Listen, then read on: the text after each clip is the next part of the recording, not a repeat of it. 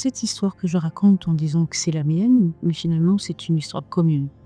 Donc on fait un combat, de tous les Congolais, qu'on se souvienne de cette histoire, pour mieux comprendre, oui, où nous allons.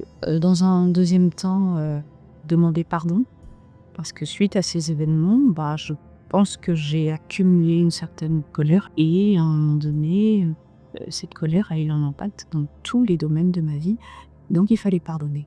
Donc premièrement, raconter cette histoire, interpeller les Congolais, peut-être pleurer ensemble et envisager une paix ensemble.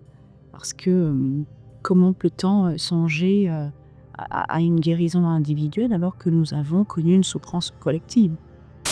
Je sais pas si ça te vient du métier de ton papa, qui est historien, mais tu fais un récit très long, très minutieux, très précis, alors que tu as 10 ans. Comment ça se fait que ta mémoire soit aussi vive? Comme tu dis, je n'ai rien oublié. J'ai décidé de ne pas oublier.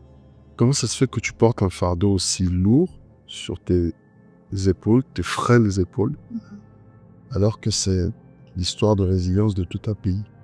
À quel moment la résilience de ton pays devient la tienne? Au moment où je me rends compte que ces événements ont eu un impact, au moment où je me rends compte que j'emmène cette histoire encore et encore, je la trimballe partout.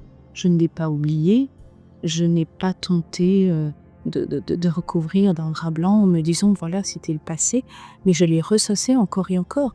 Et là, je l'ai fait délibérément, mais oui, je l'ai porté. Pourquoi? Est-ce que c'était ma destinée? Je ne sais pas.